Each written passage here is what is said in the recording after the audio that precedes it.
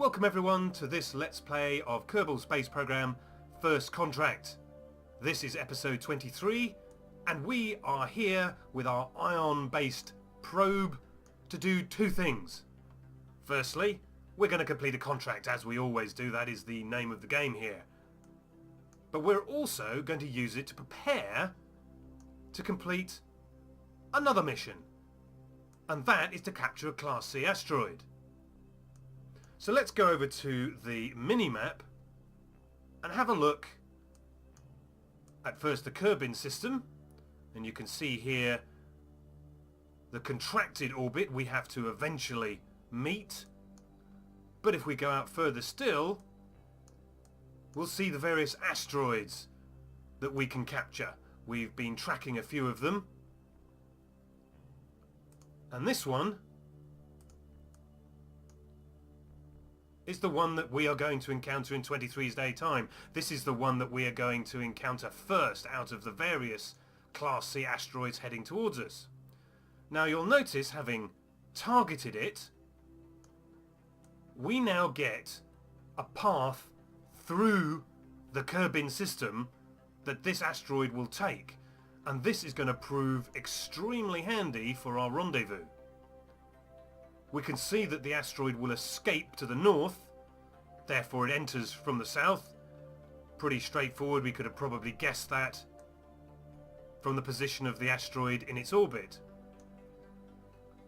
But what this gives us is a point on the surface of Kerbin at which we should be launching our satellite, or rather our interception craft. And of course it gives us the angle of launch, so it's going to be 80 degrees or so. Now of course if we had just launched into an equatorial orbit as usual, we would have had to change our trajectory quite substantially. So it's pretty useful knowledge to know where and when we have to launch and at what angle. So that's going to be pretty handy information for our subsequent launches. So let's get down to the nitty-gritty task of completing this particular contract, which you can see is to put a satellite into orbit at almost the same altitude or orbital radius as the Mun, and from there we can then start building our asteroid hunter in an attempt to capture our first asteroid. So let's get cracking.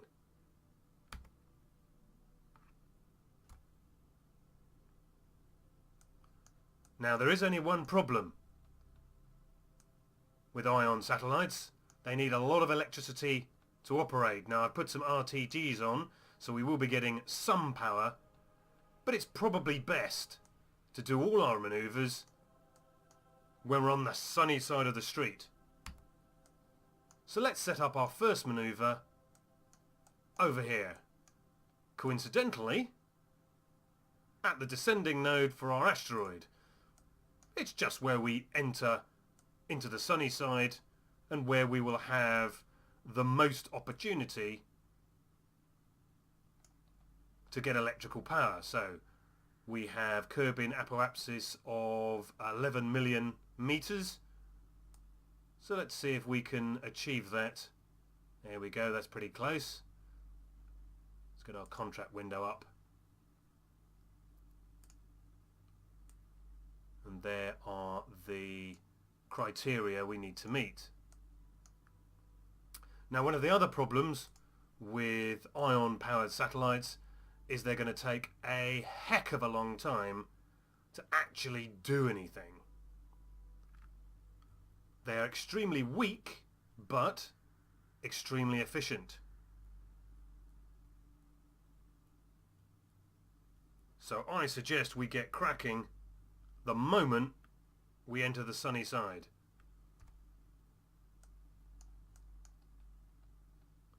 So let's engage time warp and get ourselves out of Kerbin's shadow. So that shouldn't be long now.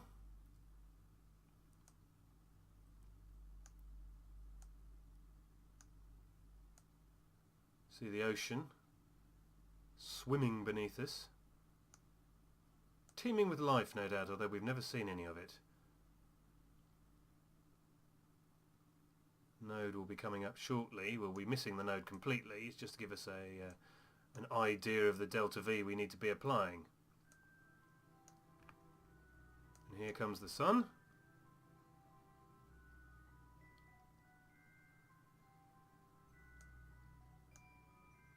Lovely. Right. So let us start applying the thrust. Use the Z key, the Z key, having activated the engine, that is. There we go. And the thing to watch is whether we end up draining all the electricity, and that's why I've packed the craft with these RTGs just to keep up the electricity when we're in the dark. Nothing worse than losing control of your craft because you've got no electricity. And of course these solar panels to collect as much sunlight as we can. Now we can use physics time acceleration, so Alt dot, just to start powering ourselves away. Marvellous. Let's take a postcard to send back to KSC so they can see the progress. Not that we had a contract to test an ion engine, which would have been good.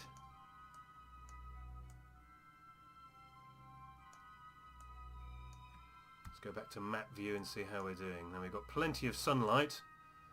We're only 20 or 30 degrees around.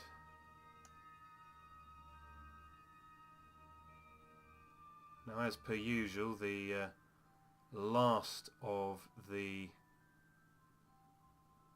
energy is probably going to do the most for our distance. Now, because we started way too late for the manoeuvre node, we're not going to be on this path, but we can see how much more delta V we need to apply.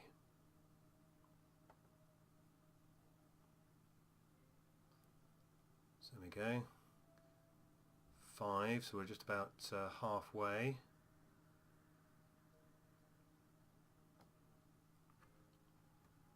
Let's Alt comma to bring down the time warp, and again and again. Let's just see where we are. 11. Now we need to be at 11.5, but we'll worry about that when the time comes. Now this contract, if we now nip over to the details again, this contract is an inclination of 0 degrees, which makes it dead easy, since we had an equatorial launch, to at least meet up with the path. Now it looks like we did go over very slightly, and we are on a slight inclination, but we'll worry about that later. So let's get rid of that manoeuvre node, and then let's add a new manoeuvre node here.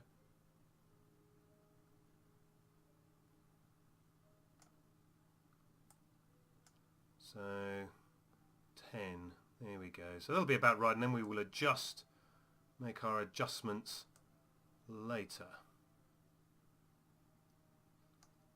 There we go. So we've got about half the delta V left to go. Let's just manoeuvre ourselves round to our reticule. There we go. Slight overshoot, never mind. And the node, now we're going to be going quite a long way out. So let's use the usual trick of Kerbal Alarm Clock. Now I've also put into Kerbal Alarm Clock all of the different transfer windows. That's what this little symbol means, transfer windows. And you can see we've got a pretty long time before any of the transfer windows open. And then these ones are going to be pretty close together. So We're going to have to be prepared when the time comes to launch multiple craft, but that's when the time comes. But let's add a new alarm. Let's add, we've got a maneuver node alarm. It's been pre-entered for us. We're going to be doing a 2-minute burn, so we probably want 2-minute warning. So let's add that. And let's warp away. Now, of course, we are using up time. Now, we had 23 days before our asteroid arrived, so this is going to use up at least a day, if not 2. So we'll be down to sort of 21 days. So we are going to have to put a wiggle on, as my wife says, to make sure we have our asteroid hunter ready to go. So let's keep tapping the time warp key and wait for the alarm to arise.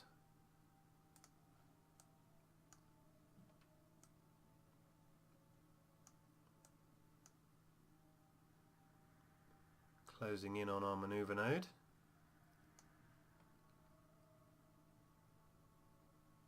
Our Kerbal alarm clock is bringing down time warp for us, so we don't need to manage that ourselves. And there we go, we close alarm and we will delete it while we're at it. So, node in 1 minute will go on the 111. And now we know we have the Z key available to us. We can be a little more accurate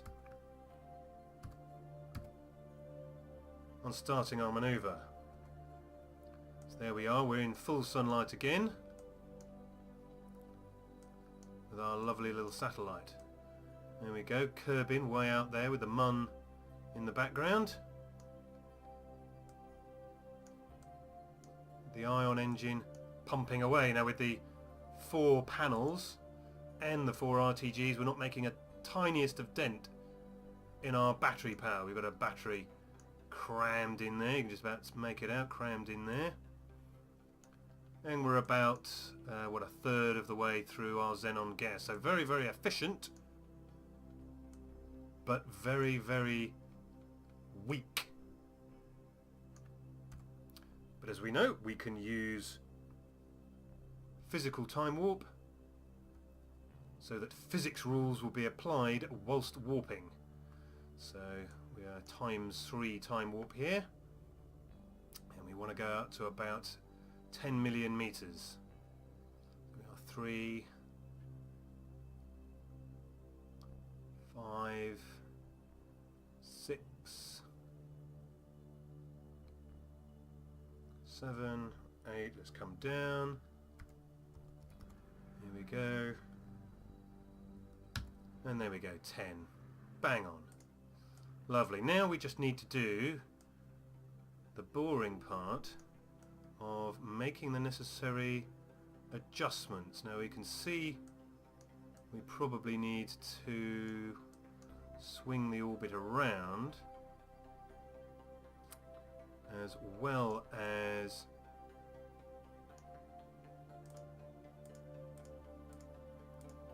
adjust our inclination. So we are just a smidgen high by the looks of things. So let's just push the orbit out.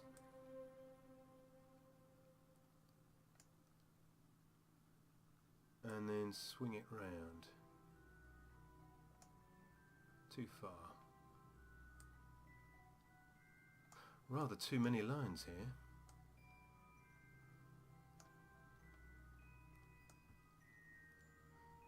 I think we need to come up just a smidgen more.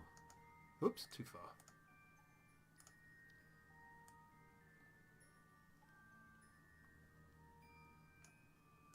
There we go, I think that's more or less right. And then which way do we need to rotate it round? Pull it round this way. And we need to get out to 11.5. So let's just push it out and then bring it back. Oops, wrong way. 11.8.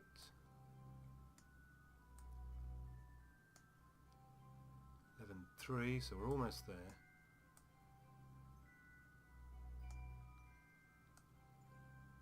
And then we'll probably just need to pull it in a little here.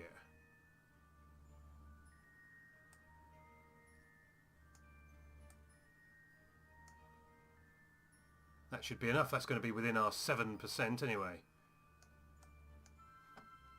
So let's just manoeuvre around. Tiniest of burns, 6-second burn in this direction. In another day. So yeah, we're losing another day off our clock. Let's add that alarm and warp around.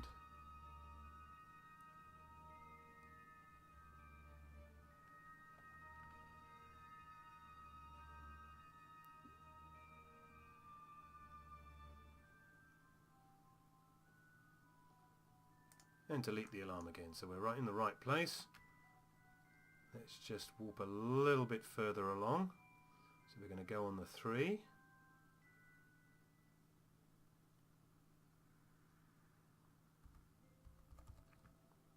And Z.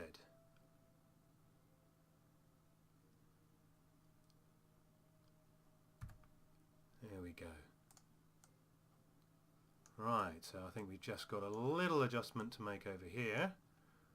And we will be within our 7%. I think that's what it said, 7%. So we just need to pull it in a bit. Very technical term there. 10.8. Difficult to tell which is which. I think we need to push it out just a little bit. There we go. Marvellous. So, another 3 days off our clock. Let's hope we have enough time to actually launch our vessel. Well, only one way to find out. Now it's a 2-second burn, so let's be brave and have a 30-second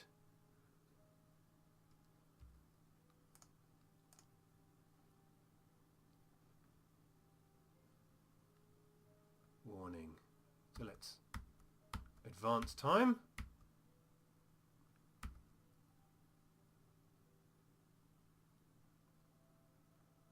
Here it comes round. And I think after all that, we were already inside the necessary contractual obligations. We were already meeting our contractual requirements, and here you can see it. Got a nice chunk of cash, some additional reputation, but not very many many science points, not much science. And of course we have changed our strategy to boost funds and to boost our reputation. So that's actually a good thing. Well, after all that, we lost some time for, well, no good reason.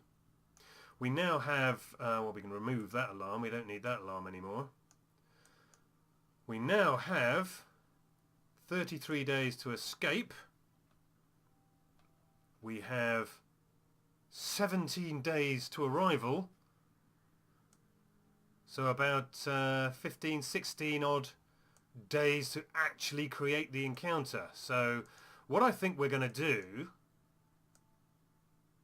is cut this episode here, and in the next episode we will use the information we've gathered from this contracted satellite to start preparing for our encounter. The encounter will require a craft necessary to grab it, so we'll need the grabbing attachment, and we'll also need a heck of a lot of Delta V to pull it into place. Now you'll remember our contract not only requires us to complete this contract, which we've just done, we need to capture the asteroid and put it into orbit around Minmus. So it's not just a case of pulling it into an orbit, but we then need to get it around Minmus. Now fortunately, the periapsis is not that far off the orbit, so as long as we can get it into an orbit, we should then be able to move it into a rendezvous with Minmus relatively easily, he says. But having done that, we then have another contract to actually build a station on that newly discovered Class C asteroid. So we have got a lot of work to do. And we'll do that beginning in the next episode. So I'd like to thank you for watching. If you'd like to like or subscribe, please do so. I'll see you again soon. Take care. Bye-bye.